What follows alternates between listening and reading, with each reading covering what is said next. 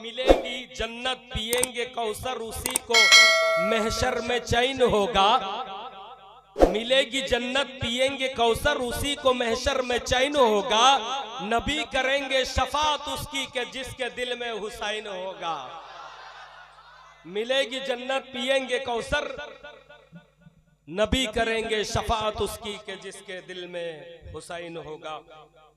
दौलत ना चाहिए ना तो जागीर चाहिए, दौलत ना चाहिए ना तो जागीर चाहिए, बस एक निगाह खास मेरे पीर चाहिए। दौलत ना चाहिए ना तो जागीर चाहिए, बस एक निगाह खास मेरे पीर चाहिए। सब लोग कह रहे हैं मुझे आपका गुलाम, सब लोग कह रहे हैं मुझे आपका गुलाम, सरकार मुझे तो आपकी तहरीर चाहिए।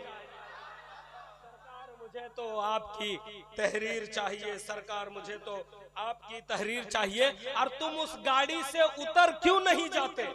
अरे जिस सिमत कटरा है उधर क्यों नहीं जाते? तुम उस गाड़ी से उतर क्यों नहीं जाते? जिस सिमत कटरा है उधर क्यों नहीं जाते? ऐसे भी जिंदगी जीने का क्या नाम, ऐसी भी जिंदगी जीने का क्या नाम? मेरे सरकार से अदावत है तो मर क्यों नहीं जाते? सरकार से अदावत है, मेरे सरकार से अदावत है तो मर क्यों नहीं जाते? और उसे महशर में ढूंढेगी शफाअत देखते रहना। जिन्हें है आले नबी से मोहब्बत देखते रहना। किसी सैयद के बेटे को बिठा के नूरी डोली में चलेंगे सुए जन्नत आला हजरत देखते रहना। आला हजरत देखते रहना। हजरत का हुक्म है, आप बगैर किसी तमहीद के मैं खतीब ज़ीशान खतीब बरतबार को आपके समातों के हवाले पेश करने जा रहा हूं। बस कम वक्तों में मैं नारा लगाता हूं, आप नारे का जवाब देंगे। नारे तकबीर। थोड़ी सी मचल के बोलो सुभान अल्लाह, जरा लहक के बोलो माशा अल्लाह। मुझसे पहले आप लोगों ने अपने अपने तौर पर तकरीर करने वाले, नाज शरीफ पढ़ने वाले आते रहे और उनसे आप महजूज होते रहे। इस वक्त सखावत हुसैन बरकाती आपके बीच हाजिर है। आप उठक बैठक कम करें या तो नहीं करें, जहां जिसको जगह मिली है बैठ जाए और बैठा रहे ताकि कुछ देर खिताबत हो जाए। इसलिए कि सबसे बड़ी बेअदबी है आपके पीरो मुर्शिद रात के इस 1-1:30 बजे 2 बजे के आसपास आप लोगों की निगाहों के सामने मौजूद हैं और आप इनको देखने के बावजूद भी निकल जाएं या उठक बैठक करें, ये बेअदबी है। अभी अभी हजरत ताहिर रजा रामपुरी आप लोगों के सामने ज़बाने फारसी में कलाम पेश कर रहे थे। आप लोग खूब समझ रहे थे, इसलिए कि इन्होंने कहा कि मैं इंडिया में पढ़ रहा हूं, लेकिन ऐसा लगता है कि मुल्क ईरान में पढ़ रहा हूं।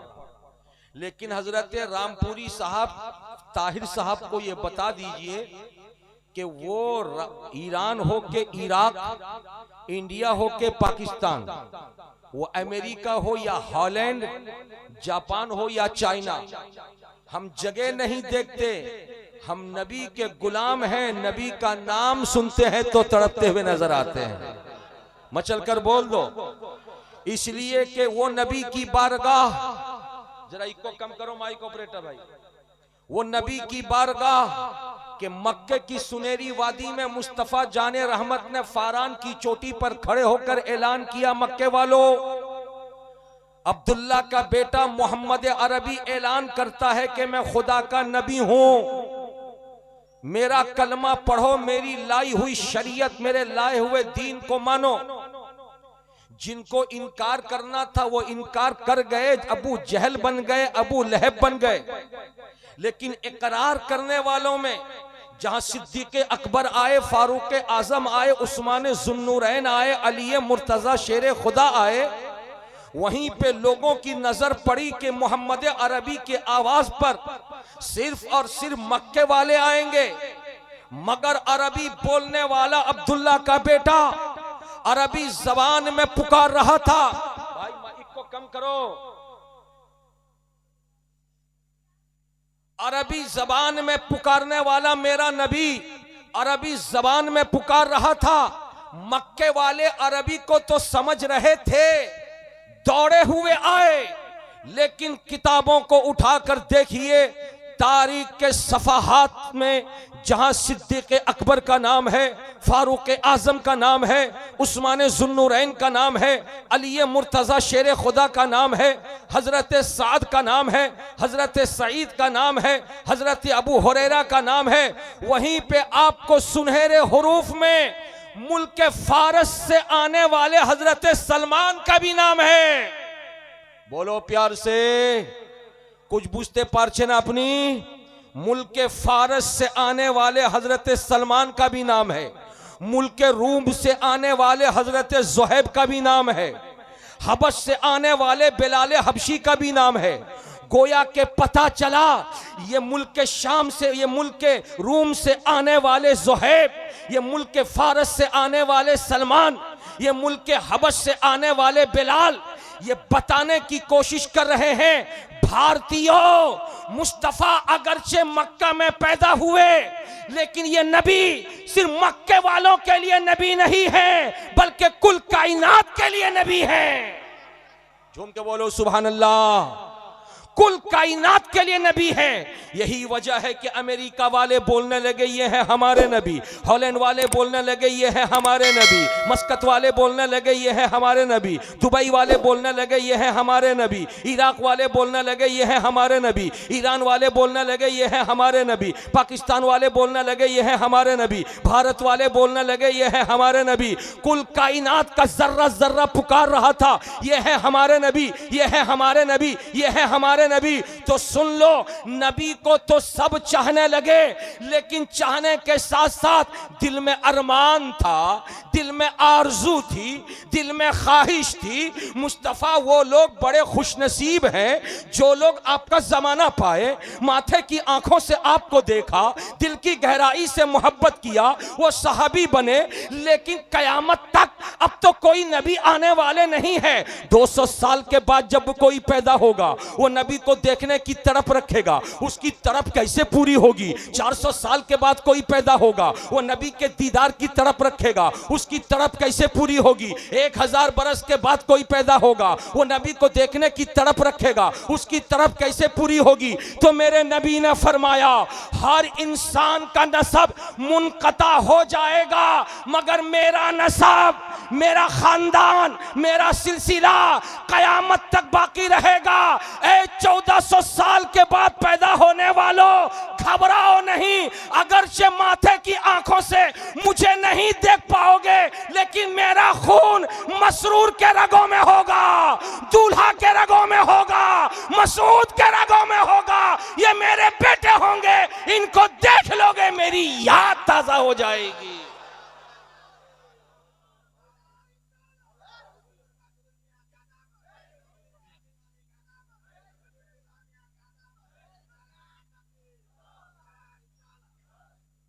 प्यार से बोलो सुभान अल्लाह, मचल के बोलो माशा अल्लाह। अब इसकी दलील मैं आपको दूं। अरे बोलो ना बाबू, अरे कतौटा बुझते पारछन की नहीं। मौलाना अस्माउल है कि चले गए? अब आप ही समझाएंगे इनको, समझ रहे हैं सब। इसकी दलील मैं आपको दूं, थोड़ी सी तवज्जो लो उलमाए किराम की। हजरात, मेरे रसूल के नवासे हुसैन, बोलो ना भाई, रसूल के नवासे, अरे प्यार से बोलो, रसूल के नवासे हुसैन रहते कहां थे? बाड़ी कोथाय छिलो। क्या तकरीर में सुनाते इनको आप? मैं सुनता हूं कि अस्माउल मौलाना की कोई तारीख खाली नहीं रहती है, घूमते रहते हैं मुर्शिदाबाद, मालदा, बीरभूम, दिनाजपुर। क्या सुनाते हैं इनको? ये सीखे ही नहीं अभी तक। हुसैन पाक का घर मदीनतुल मुनव्वरा। अरे बोलो ना भाई, हजरत हुसैन का घर, बोलो ना भाई, हजरत हुसैन का घर मदीना। सब लोग बोलो, हजरत हुसैन का घर। अरे प्यार से बोलो, कहां है? मदीना। कहां है? मदीना। हजरत हुसैन पाक का घर कहां है? अरे बोलो बोलो, मदीना में है। कहां है? पैदा कहां हुए? मदीना में। बोलो ना भाई, पैदा कहां हुए? मदीना में। रहे कहां? मदीना में। लेकिन जब 56 बरस के हो गए तो मदीने से निकाला गया। कहां से निकाला गया? मदीने से। और जब निकाला गया तो कहां जाएंगे? बोलो ना भाई, ये भी नहीं मालूम।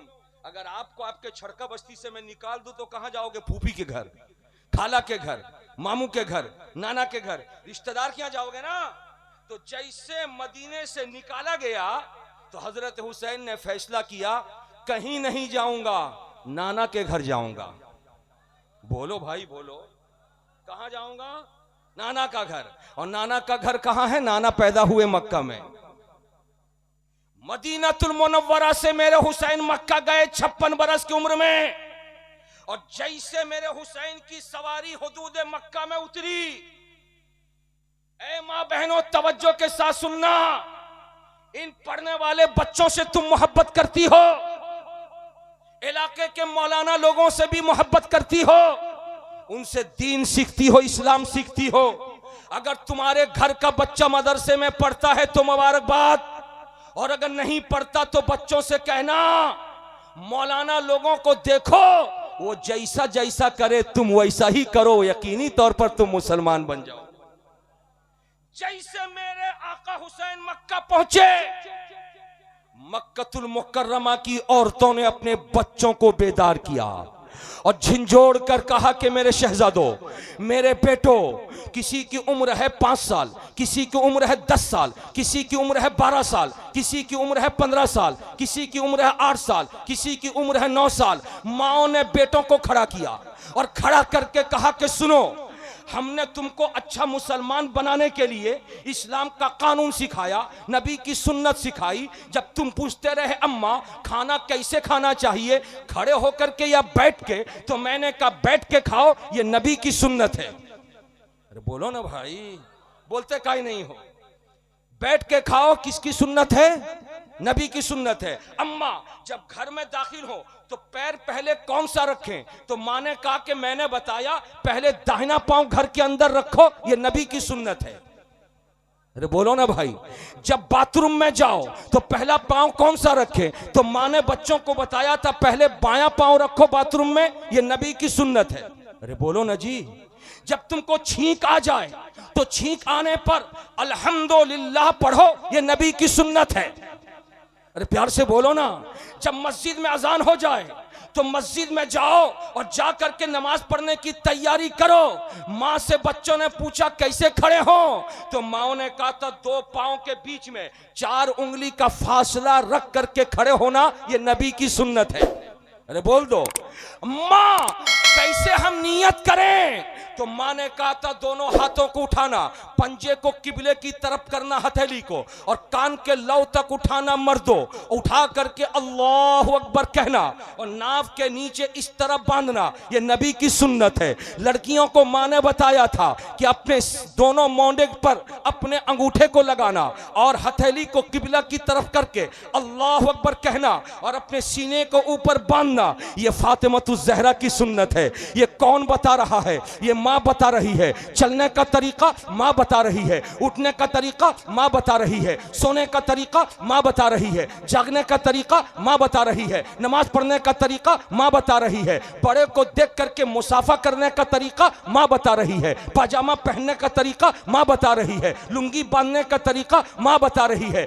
जैसे मेरे हुसैन मक्का पहुंचे तो उन्हीं माओ ने बेटों को बुलाया और बुला करके कहा बेटो, जो कुछ भी तुम्हारे पैदा होने के बाद से हमने सिखाया था वो सब थ्योरी था कि ऐसे करो ये नबी की सुन्नत, वैसे करो ये नबी की सुन्नत। लेकिन बात सिर्फ थ्योरी से कंप्लीट नहीं होती, थ्योरी के साथ साथ जो बात थ्योरी के साथ साथ जो बात प्रैक्टिकल में हो जाए वो कंप्लीट होती है। जो सिखाया था वो थ्योरी थी। अब अगर प्रैक्टिकल में देखना चाहो तो आओ, मदीने से हुसैन आए हैं, उनको चलता हुआ देखना, समझ जाना नबी ऐसे ही चलते थे। उनको खाते हुए देखना, समझ जाना नबी ऐसे ही तनाउल फरमाते थे। उनको नमाज पढ़ते हुए देखना, समझ जाना नबी ऐसे ही नमाज पढ़ते थे। उनको लुंगी और तहबंद बांधते हुए देखना, समझ जाना नबी ऐसे ही तहबंद बांधते थे। तो मुझे कह लेने दो, आज हुसैन नहीं आए हैं छड़का बस्ती, हुसैन का शहजादा आया हुआ है, हुसैन का बेटा आया हुआ है, हुसैन का गुलाम आया हुआ है, हुसैन की औलाद आई हुई है। अगर तुमको दीन दीन सीखना है तो देखो मुस्कुराना किसको कहते हैं। हुसैन के बेटे को मुस्कुराता हुआ देखना, समझ जाना हुसैन ऐसे ही मुस्कुराते थे। हुसैन के बेटे को बातें करते हुए देखना, समझ जाना रसूल कौनैन ऐसे ही बातें किया करते थे। इसलिए कि बड़ों की अदा को कौन सिखाएगा? बाप की अदा को बेटा सिखाएगा। छड़का बस्ती वालों, वो मदीने में सोने वाला नाना है और छड़का बस्ती में आने वाला नवासा है। प्यार से बोलो, मचल के बोलो। इसलिए बड़े खुशकिस्मत हो आप कि आज आपके दयार में आले नबी आए हुए हैं। बोलिए कौन आए हुए हैं? अरे प्यार से बोलो, आले नबी आए हुए हैं। हजरत ताहिर रजा रामपुरी साहब अभी अभी कलाम पढ़ रहे थे और कलाम पढ़ने के साथ साथ एक शेर में इन्होंने कहा सब लोग खड़े हो जाओ। अरे बोलिए ना जी, सब लोग खड़े हो जाओ। हजरत मैं बैठा हुआ था नीचे स्टेज पर और हुजूर तशरीफ फरमा है। बोलो ना भाई, इसका नाम क्या है? अरे सोफा बोल, सोफा। क्या नाम है? बोलो ना जी, क्या है? सोफा पर। तो जाहिर है जो नीचे बैठा है उसका सर भी नीचे और जो ऊपर बैठा है, बोलते काहे नहीं, कुछ बोलते काहे नहीं लोग? अरे जो नीचे बैठा उसका सर भी नीचे है ना, और जो ऊपर बैठा है उसका सर भी ऊपर है। तो हजरात जब आप सब लोग खड़े हुए तो मेरा चेहरा आपका चेहरा बराबर में रहा। मैं आपके सर को नहीं देख सका, लेकिन मुस्कुरा के कह दो तुम कौन खड़े हो, कैसे खड़े हो, कहां खड़े हो। ऊपर बैठने वाला सबको देख रहा था। अरे बोलो ना भाई, प्यार से बोलना। ए बच्चा तू नाराज है मुझसे? नहीं है तो बोलता काहे नहीं सुभान अल्लाह? तेरी अम्मा मना की है क्या? नहीं बोलेगा तो बोल प्यार से सुभान अल्लाह। खड़ा हो, खड़ा हो जल्दी से। अरे खड़ा हो, दोनों हाथों उठा के बोलो सुभान अल्लाह। वाह सुभान अल्लाह। बैठिए। हजरत इतना आपने समझ लिया? अरे बोलिए ना जी। तो हुजूर समझ रहे थे ना? हुजूर बड़े अदब के साथ अर्ज करूंगा, ये छड़का बस्ती नहीं है, ये छड़का बस्ती नहीं है, ये कलीमी गुलामों का ये आमाज खाना है। प्यार से बोल दो, मचल के बोल दो। आज पूरा मैदान कलीमी गुलामों से भरा हुआ है। मैदान का कोना कोना गुलामाने कलीमी के सरों से भरा हुआ है। इन शहजादों को देख करके मुझे खुशी मिले या ना मिले, मौलाना अस्माउल को खुशी मिले ना मिले, बैठने वाले उलमा इकराम को खुशी न मिले या ना मिले, मगर मेरे आका हुजूर सरकार ख्वाजा मसूद मिल्लत जरूर मुस्कुराए होंगे। क्यों ना मुस्कुराए? इसलिए कि मेरी निगाहों के सामने मैंने एक बंदे को देखा था जो एक आम के गाछ के पास जाकर के खामखा मुस्कुराता नजर आ रहा था। मुझे लगा ये बंदा कहीं पागल तो नहीं है, इसके हाथ में मोबाइल भी नहीं है, कान में ठिप्पी भी नहीं है, सामने कोई मौजूद भी नहीं है, ये मुस्कुरा क्यों रहा है? मैं उसके करीब गया और जाकर के पूछा भाई तुम्हें हो क्या गया है? कहा कुछ नहीं हुआ। मैंने कहा तुम हंसते क्यों हो, तुम मुस्कुराते क्यों हो? उसने कहा इस आम के दरख्त को देख करके। मैंने कहा दरख्त में ऐसा है क्या? कहा तुम्हें मालूम नहीं, देखो आम के दरख्त पे जितने पत्ते नजर आ रहे हैं, पत्तों से ज्यादा आम का फल नजर आ रहा है। इन फलों को देख करके मैं मुस्कुरा रहा हूं। मैंने कहा मैंने भी फल देखे हैं, तुमने भी फल देखे, मैं नहीं मुस्कुराता, तुम क्यों मुस्कुराते हो? उसने कहा सखावत हुसैन बरकाती तुम जानते नहीं हो, ये आम का दरख्त ऐसा दरख्त है जो तेरे बाप ने नहीं लगाया, तेरे दादा ने नहीं लगाया, तेरे नाना ने नहीं लगाया, मेरे दादा ने लगाया था, मेरे बाप ने लगाया था। वो तो पानी दे दे करके दरख्त को बड़ा किए, जब फल निकलने का वक्त आया वो अल्लाह के प्यारे हो गए। मैं उन्हीं का लाडला हूं। इस आम के दरख्त के पास जब आ गया तो बाप की कुर्बानी याद आ गई, बाप की मेहनत याद आ गई, बाप का पसीना बहाना याद आ गया। मेरा बाप लगाया था, मेरा बाप लगाया था, ये दरख्त कितना बड़ा हो गया, फल भी दे दिया। हजरात बात समझ में आ गई। अब आओ बरकाती की बात सुनो। तुम मुस्कुराओ ना मुस्कुराओ, मैं मुस्कुराऊं ना मुस्कुराऊं, लेकिन मेरे आका ख्वाजा मसूद मुस्कुराए, इसलिए कि ये जो बागीचा, सरों का समंदर, ये जो नजर आ रहा है, ये मालदा की धरती पे किसी के बाप का लगाया हुआ नहीं है। हुजूर किबला मसूद मिल्लत के बाबा जान मसरूर मिल्लत ने जो पौधा लगाया था, दूल्हा मियां ने जो पौधा लगाया था, आज उसी का फल नजर आ रहा है।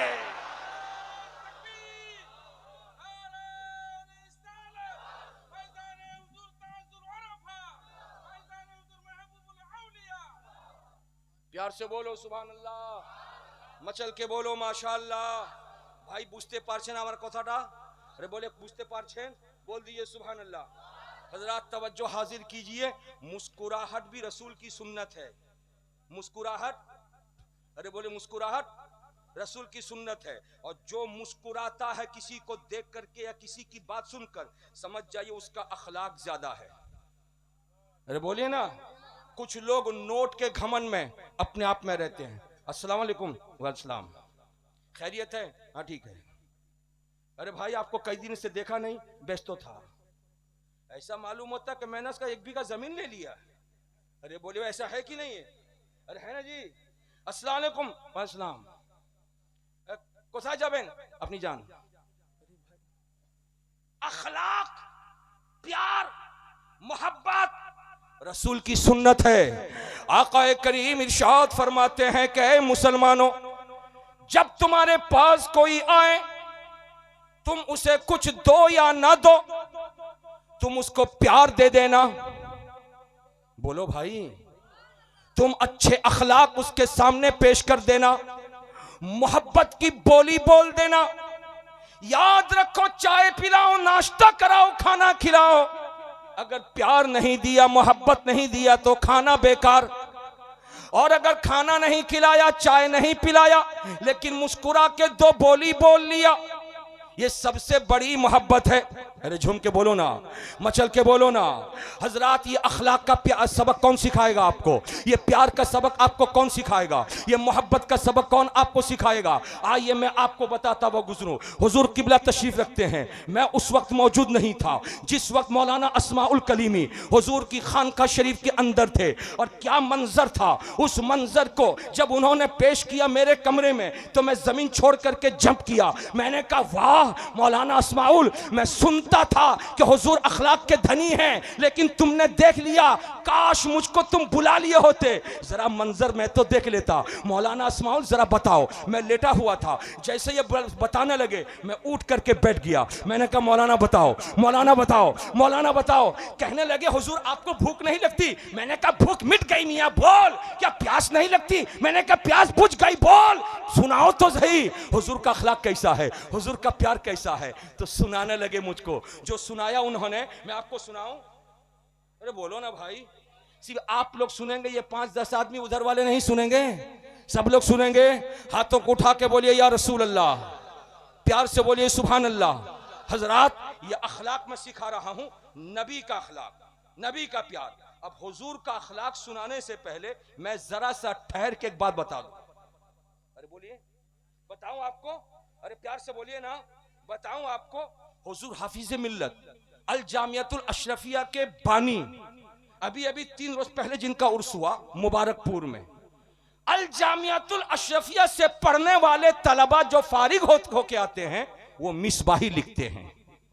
पूरे सुन्नियों का सबसे बड़ा मदरसा अल जामियातुल अशरफिया, जिसके फाउंडर हुजूर हाफिज मिल्लत। हुजूर हाफिज मिल्लत के बारे में उस जमाने के उलमा कहते हैं, जब हजरत के कमरे से पढ़ करके 8, 9, 10, 12, 15 बच्चे निकलते थे, तो आपस में जब हुजूर हाफिज मिल्लत का तज़किरा करते थे, तो एक क्लास में अगर 15 से 20, 20 से 25, 25 से 30 बच्चे हों, तो हर बच्चा कहता था हुजूर हमको ज्यादा चाहते हैं, हुजूर हमको ज्यादा चाहते हैं, हजरत हमसे ज्यादा प्यार करते हैं, हजरत हमसे ज्यादा मोहब्बत करते हैं। 25 निकले तो 25 की जबान में यही कि हुजूर हमको ज्यादा चाहते हैं। 50 निकले, 50 की जबान पे यही होता है, हुजूर हमको ज्यादा चाहते हैं। मैंने तो हुजूर हाफिज मिल्लत को देखा नहीं, मगर मैंने किताबों में पढ़ा है। हाफिज मिल्लत का प्यार ऐसा था, जो भी कमरे से निकलता था वो यही कहता था हुजूर सबसे ज्यादा हमको चाहते हैं, हुजूर हम सबसे ज्यादा हमको चाहते हैं। लेकिन आज छड़का बस्ती में देखा तो नहीं, मगर करीब से मैंने सुन लिया, और वो सुनना देखने के बराबर हो गया। इसलिए कि जो देखा था वो 2-4 घंटे के बाद नहीं, उधर देखा इधर आकर बताया, गोया कि मैंने देख लिया। मैंने कहा हुआ क्या, जरा बोल। कहने लगे मौलाना अस्माउल कि हजरत के कमरे में भीड़ लगी हुई है, कई मदरसों के लोग आए हैं हजरत से तारीख लेने, मदरसे का मामला पेश करने, भीड़ लगी हुई है। ऐसे आलम में एक बूढ़ा इंसान जिसके चेहरे चेहरे की दाढ़ी सफेद, बिल्कुल नाटे कद का, वो दाखिल हुआ और जैसे दाखिल हुआ उसने एक आवाज लगाई। कैसी आवाज? हुजूर हुजूर की करছেন আপনি, इनाके ছাড়ুন, আমাকে সময় দিন। अरे बोल ना भाई, यही कहा था। क्या कहा था जरा बोलिए, ये जुमला बदला होगा। क्या कहा जरा बोलिए। हाँ, सुभान अल्लाह, प्यार से बोलिए।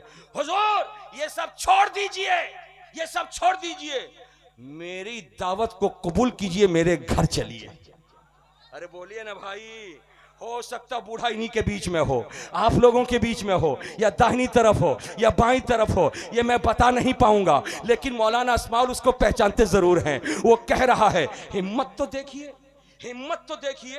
आप जब जाते हैं तो डर डर के आपके पांव में कपकपाहट तारी हो जाती है, मगर वो ज़ईफुल उम्र आदमी आता है और आने के बाद कहता, हुजूर ছেড়ে দিন, আমার নিমন্ত্রণ নিন, আমার বাড়ি কবে যাবেন বলুন। हजरात, अगर मैं उसकी जगह पे, मैं उस जगह पे होता ना, मैं फौरन कहता, ओ मास्टर रुबू बिठाओ इसको, ये कौन है, बदमाश है, बोलने की तमीज नहीं है। अगर मौलाना इस्माइल होते, वो भी कहते, ओ बुढ़ो मानुष बसे पड़ो, की बोलछो, থাকো, তোমার কথাটা শোনা যাবে, কিন্তু পরে শোনা যাবে। हजरात, आप भी होते तो यही कहते, मैं होता तो यही कहता, लेकिन मंजर उलट गया, उलट गया।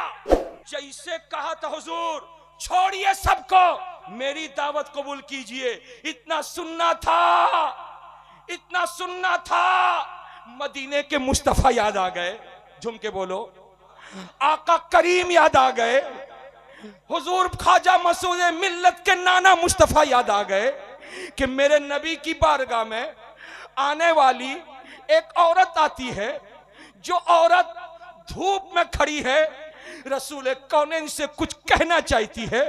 सारे के सारे साहबा एक तरफ खड़े हैं, मेरे आका साहबा के बीच से निकल के औरत के पास गए। औरत बोलती रही, बोलती रही, बोलती रही। धूप सर पे है, धूप की तमाजत है, सूरज की शुआएं हैं, वो बुढ़िया भी धूप में खड़ी है, मेरा रसूल भी धूप में है, साहबाए कराम सामने खड़े हैं, पीछे की तरफ खड़े हैं। वो बुढ़िया बोलती जा रही है, नबी सुनते जा रहे हैं, बुढ़िया बोलती जा रही है, नबी सुनते जा रहे हैं। कुछ देर के बाद जब रसूल वापस आए, बुढ़िया चली गई। साहबा ने अर्ज किया, या रसूल अल्लाह, वो मदीने की पागल औरत है, वो जहां जाती है इसी तरह बोलती है, कैसे आप इतनी देर खड़े हो गए? या रसूल अल्लाह, वो पागल औरत है, उसका दिमाग खराब है, वो क्या बोलती है उसको खुद पता नहीं रहता। इतना सुनना था, मेरे नबी तड़प गए, तड़प कर इरशाद फरमाया, मेरे साहबा सुनो, तुम जिस औरत को पागल कह रहे हो कि वो पागल औरत है, हर जगह बोलती है, अरे जहां भी बोलती है उसके बोलने को कोई सुनता नहीं है, लेकिन मुझे खुदा ने इसीलिए नबी बनाकर भेजा कि जिसकी कोई ना सुने, मैं मोहम्मद मुस्तफा उसकी सुना करूंगा। झूम के बोलो।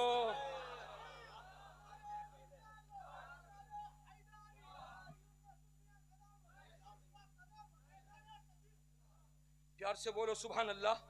इसीलिए तो नबी को यतीमों का मावा कहा जाता है, इसीलिए तो नबी को मिस्कीनों का मलजा कहा जाता है, गुलामों का आका कहा जाता है। वो मुस्तफ़ा करीम है, उनका करम गरीब और अमीर सब पर यकसा है।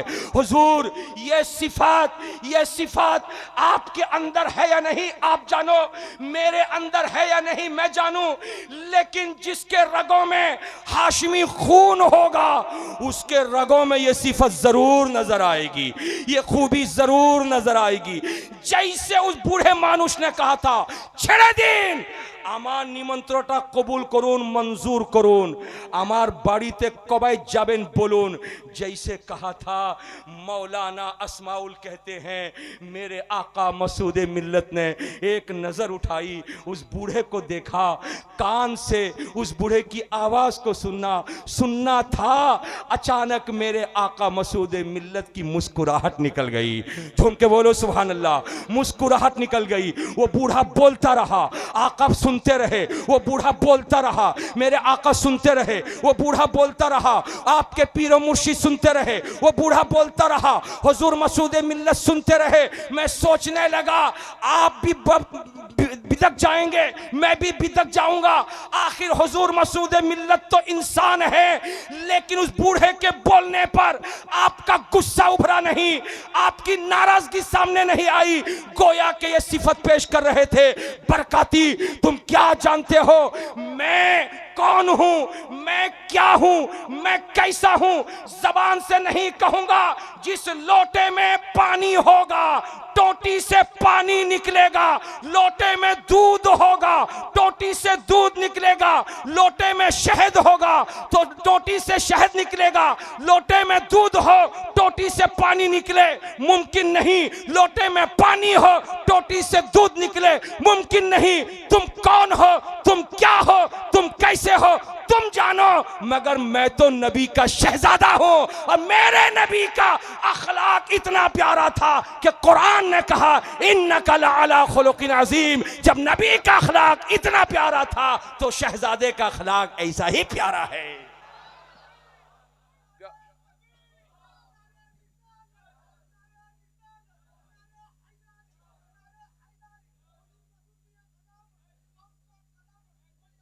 सुभान अल्लाह, सुभान अल्लाह। मेरे बुजुर्गों और दोस्तों, ये खूबी अपने अंदर पैदा करो। बात समझ आ रही है? ये खूबी अपने अंदर पैदा करो। और आज हिंदुस्तान में जरूरत भी है। आपको दहशतगर्द कहा जाता है, आपको जंगजू कहा जाता है, आपको लकड़ी लगाने वाला कहा जाता है, आपको कत्ल करने वाला कहा जाता है, आपको कटवा का नाम दिया जाता है। ऐसे आलम में मुस्कुराओ, हंसो, अखलाक पेश करो।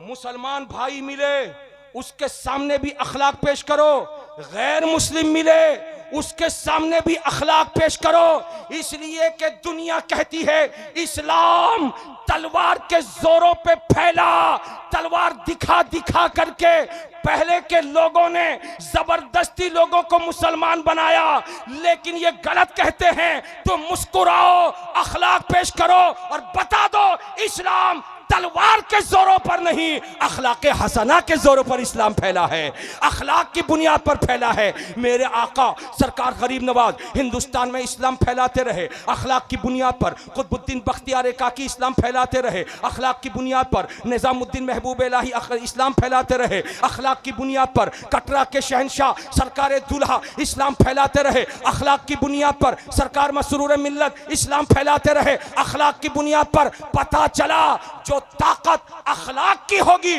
उस ताकत का मुकाबला दुनिया कर नहीं सकती। यही सबक देने के लिए, यही पैगाम देने के लिए सरकार मसूद मिल्लत तशरीफ फरमा है। गुलामों से कहते हैं इत्तेहाद कायम करो, प्यार बांटो, मोहब्बत बांटो, दुश्मनी खत्म करो, रंजिश खत्म करो, अदावत खत्म करो, भाई भाई की दुश्मनी खत्म करो, प्यार में ढल जाओ। आने वाला वक्त हिंदुस्तान में मुसलमानों के लिए बहुत ज्यादा खतरनाक हो रहा है, इसलिए आपस में मिल्लत पैदा करो, खुद भी प्यार बांटो, गैर मुस्लिम मिल जाए उससे भी मोहब्बत से पेश आओ। प्यार से बोलो। बात मेरी समझ में आई आपको? दुरूद पाक पढ़िए, अल्लाहुम्मा सल्ले अला।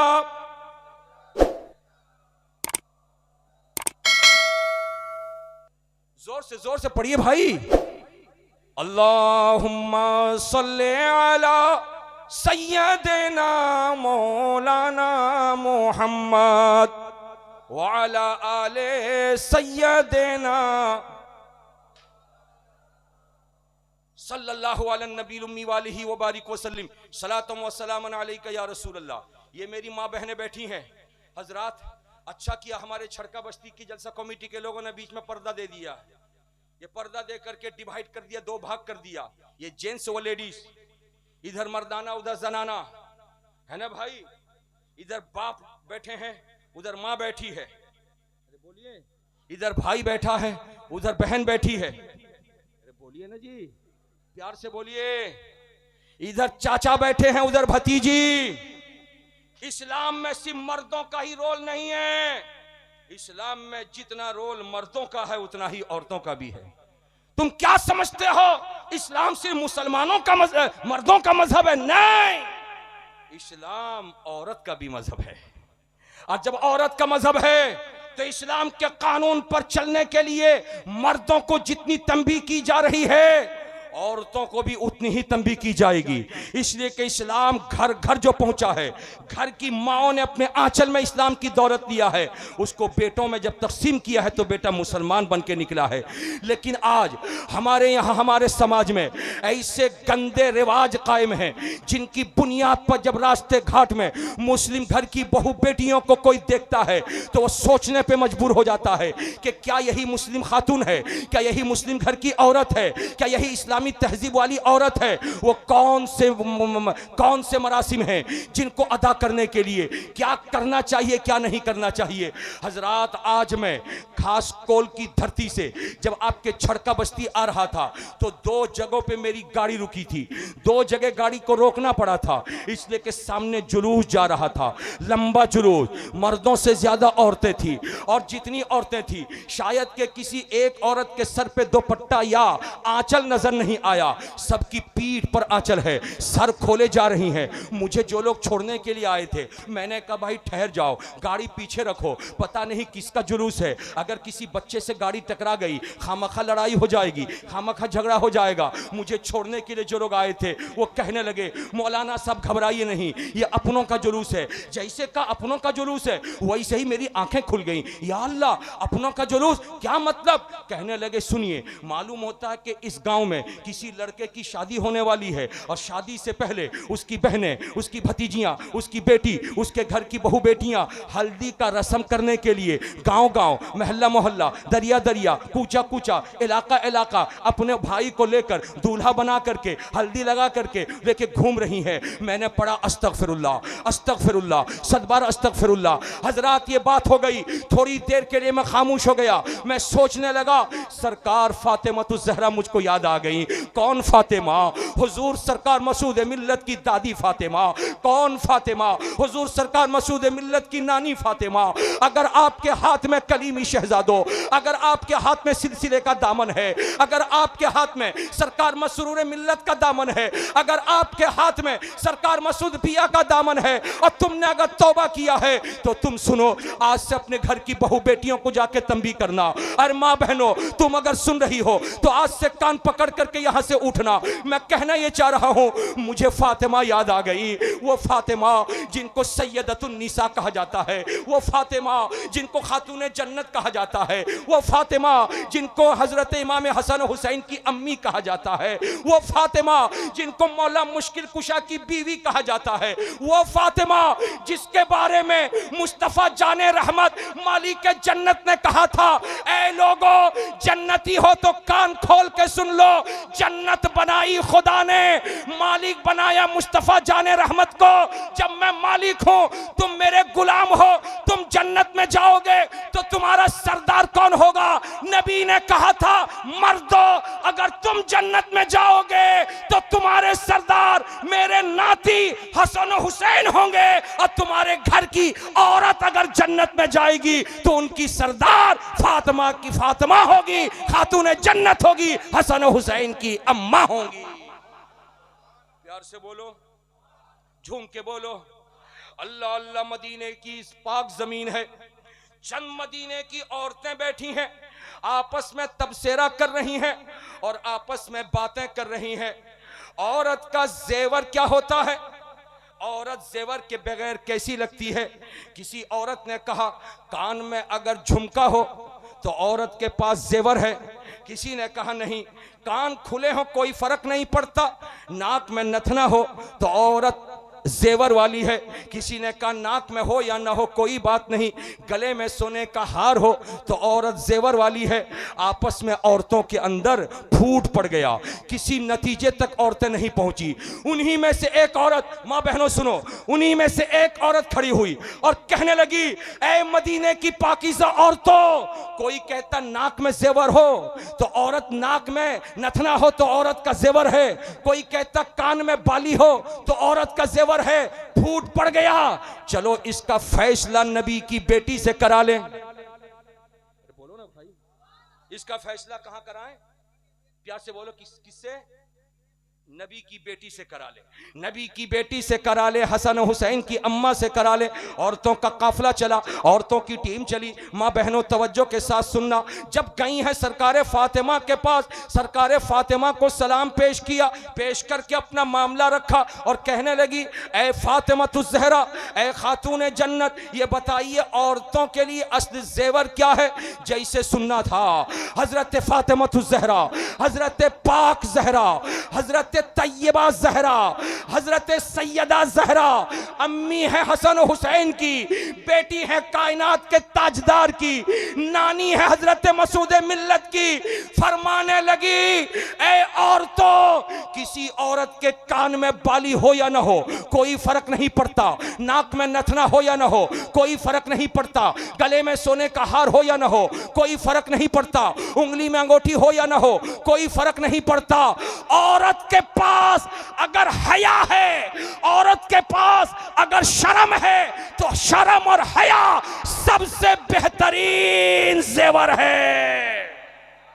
प्यार से बोलो, झूम के बोलो, हया और शर्म, बोलो ना भाई, हया और शर्म सबसे बेहतरीन जेवर है। किसके लिए है? आपकी अम्मा के लिए है, आपकी बेटी के लिए है, आपकी अम्मी के लिए है। मुझे सबसे ज्यादा ताज्जुब औरतों से ज्यादा आप पर होता है। आप मर्द हो, मर्द हो, मर्द हो, कैसे गवारा करते हो कि आपकी बेटी सर खोल करके कंधे पे दुपट्टा डाल के रास्ते में जा रही है?